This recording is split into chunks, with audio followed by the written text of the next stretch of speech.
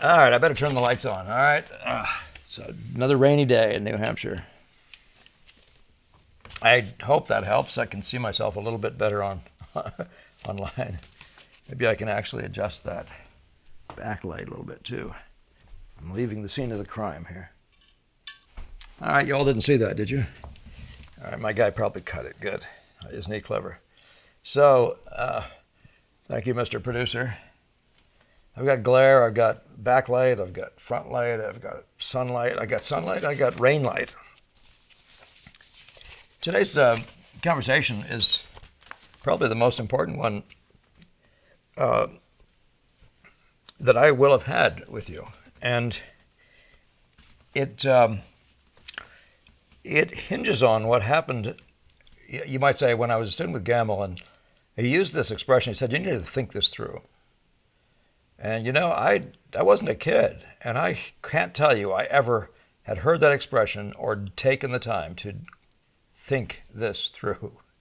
So here I am trying to figure out how to paint, taking lessons from somebody, and not knowing even that I have to learn to think.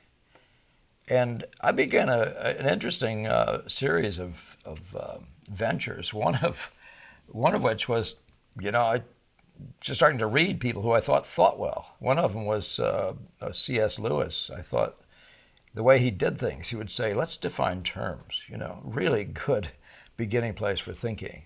And then eventually, as I followed him and was listening to logic, and I read books on logic and stuff. I mean, it was the nuttiest thing. Maybe it wasn't nutty. Self-education is what it is, right? You have to do what you have to do. And I read books on problem solving. I read a book called Applied Imagination that used to be part of the educational process in the colleges. I think MIT used it for a text way back when. But I did this sort of thing, and I just kept on digging and digging. Eventually, C.S. Lewis recommended a book called Poetic Diction, which is really phenomenally interesting. Poetic Diction, I think it was Owen Barfield who wrote that. And there were two of his teachers, he said, were the ones who taught him to think. And Edwin Bevan was the other, and I'm trying to remember what the name of the book was, but it'll probably come back to me. But Poetic Diction is the one I particularly remember. And of course, I loved poetry from way back as a young man. I mean, I've always had a fascination with poetry. But the idea of poetic diction, what in the world does that even mean? And then you're talking about somebody who's trying to figure out how to think and listening to somebody you follow because you admire his conversation and you find it enlightening, the C.S. Lewis types, and you go and pursue his teachers, trying to find out where he learned to think. And it's nice to even know that there are people like that saying that they had to learn to think, So, but the reason this is such an important topic is because every little piece of thing we do, for example, you're trying to figure out what the heck is the nature of painting. Why this and not that? I mean, why can't we just do whatever we want? Why can't we be like the modern art school and just say it's whatever?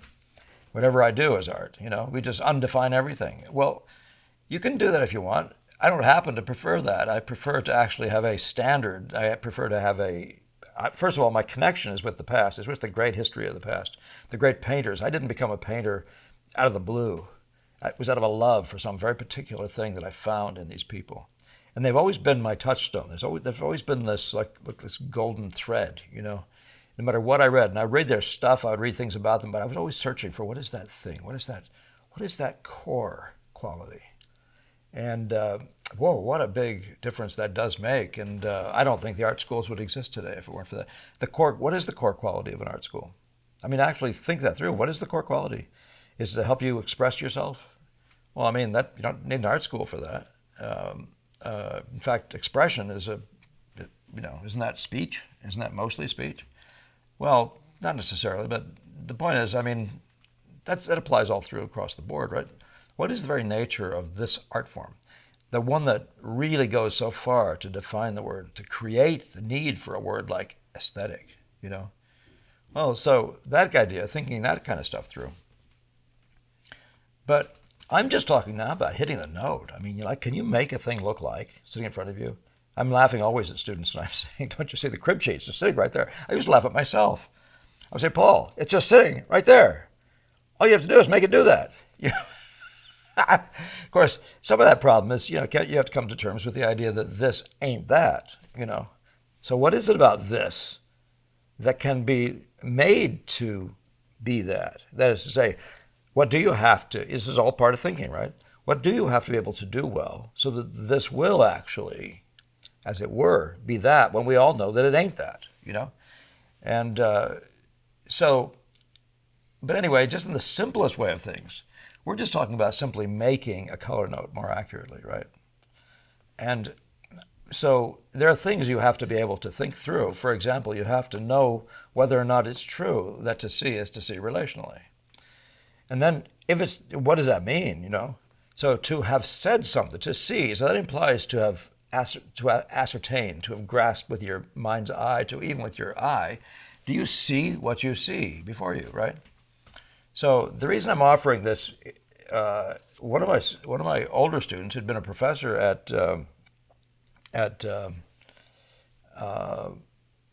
Dartmouth College, she was studying with me just for fun and on the side, but it's after discussions with me, she offered me this thing. She said, "This sounds like you." I've had a number of times people say, "This sounds like you," but what the book was a series of essays on cognitive science. Well, the science of knowing. How do we get to knowing? And what she brought me was this essay called "Forbidden Knowledge." Now, don't look up forbidden knowledge. It's all the things that Mussolini and Mao won't let you know if you're a communist, if you're in subject, one of their subjects, whatever. So, like for example, the very nature of the problem of liberty in an American type constitution. Nevertheless, let's not go there. So he's offering this way of getting certainty about things, right? And you know yourself that in a court of law, for example, or in the scriptures, it says in the testimony of 2 or 3 witnesses, let everything be established. And all this guy's doing here with this forbidden knowledge thing is a very nice little essay. And I think you can find it online if you commit your life to one of their websites. But otherwise, just find it at Dartmouth College. I actually have printed it out from time to time. It's not, copied it at a college or something. Not a very lengthy chapter. But he makes 3 points. And they are so fully what we do when trying to establish the look of nature in front of us. So you're trying to establish this particular note of red. What would this cognitive scientist say do? He would say, well, first of all, you look at the thing and you try to see what you can draw from it. So that's sort of like the world of sight size. This is that. We try to make this do that, right?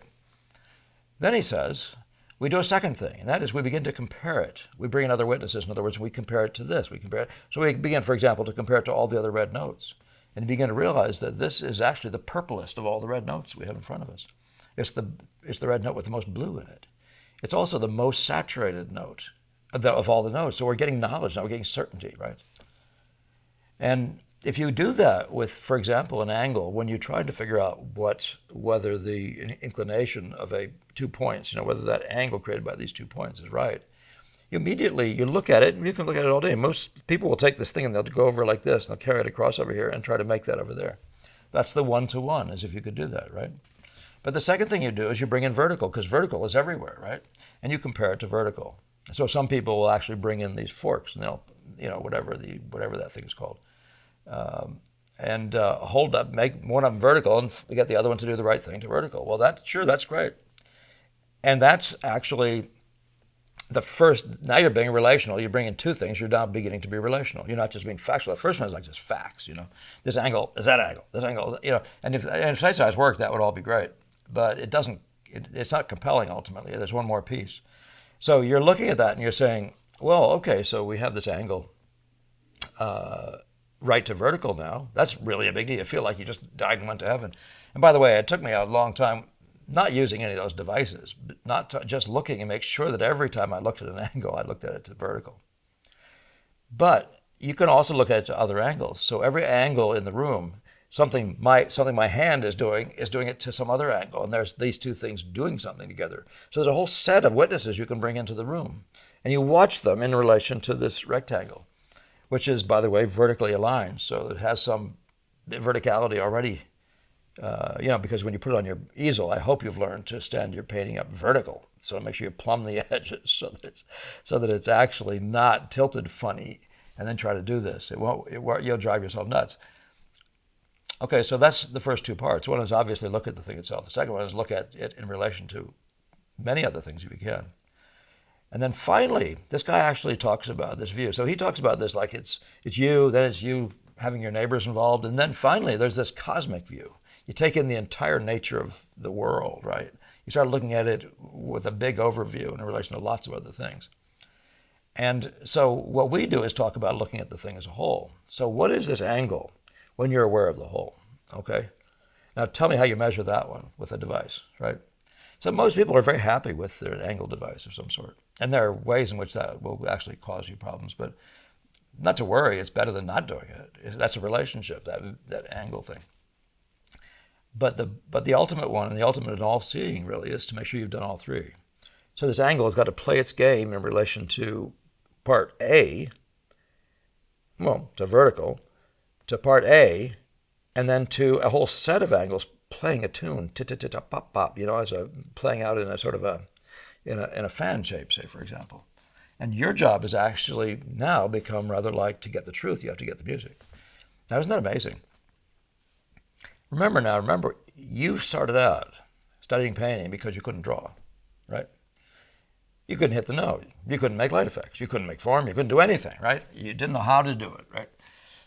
What does that mean, though? What is it you're trying to do? You're trying to get the truth on your canvas. You're trying to get this to be, as it were, your canvas over here to be factually correct to that world there. You want to be factually right. You want it to be right in all the different ways it can be right in relation to the components within that world, of course. So the general impression, when you get all done, conveys the same sense as nature does. It conveys the light effect as a whole. It conveys the color scheme as a whole. It conveys the play of distribution of spots. And it conveys whatever that you can see over here if you're doing this thing thoroughly. So you've heard that. The review is you look at the thing by itself. This is cognitive science, forbidden knowledge, right? Don't think this way, right? You mustn't think because you might know something for sure. But all you're doing is bring witnesses into the room. You don't just look at the thing for itself in a sight-size mindset. You just look at the thing to something else and get that right. You look at the thing to several other things and get all those things working right. And then you see the thing as a total, as a set. And then I'm going to suggest that set begins to be the cosmic, the grand, the thing as a whole. And then you just literally take in the whole without any awareness of anything except be aware of that thing you're trying to note, that it actually plays its role. In all these multiple levels of ways, by the way, that it's got to play these roles. So wouldn't it be nice if we could deliver everything to an angle? Well, the rest of the cognitive knowledge thing, I'm talking about just learning to make accurate statements, is you got to reduce them down to what are you talking about. I remember having my chemistry teacher was saying at one point, she said, if you don't know exactly and only and precisely what's in your little vat there, when you pour this other chemical in, you won't know what caused the explosion, shall we say. And it wasn't supposed to explode, so something was in there, right? Anyway, but this whole thing is very related to that, though. You can't just change color. You have to know which part of the color you're changing. So when you're trying to solve a problem, and all this cognitive knowledge comes into every one of these, this spot right here we're trying to make right. This spot has got to be right in color to the world. It's got to be right in chroma to the world. It's got to be right in hue. In value to the rest of the world. It's got to be right in size to the rest of the world, right? This spot here, this whatever it is, it goes on like that, right? Now, what that sounds like is that nobody could possibly have the time to do all that stuff. Well, actually, it's remarkably less stuff to do than you think, at least if you follow the Boston School way of the visual order, which is, let's talk about the majors and the major players, and let's see if we can organize at least what they do. And let's see where that leaves us. And that leaves us together today, ready to talk about a different question, and that is, and I'll bring this one up on my own, nobody's asked me, but I'm going to bring this one up because I've suggested it before, and that's the question of neural exhaustion. How many decisions can you make before you're sick and tired of this painting, and that sort of thing? And that one I can explain to you why the Boston School way of painting is actually the wiser way to go, because you won't run out of gas when you haven't done important things. You don't just do 1,000 little things, 1,000 million little things, and a few big ones with it. You actually work on big things. You learn how to work with major players.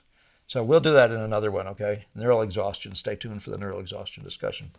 Today's is the forbidden knowledge, how to ascertain facts sort of thing, cognitive certainty, cognitive science. Anyway, that's made a huge difference for me in terms of really, really organizing, knowing exactly what I'm doing, exactly when I'm doing it. And so stay tuned. Anyway, thought that'd be fun for you. All right. Be sure to continue on. Bring comments to us. Share like crazy. Love it when you do that. And like and all the rest. Look forward to seeing you next time.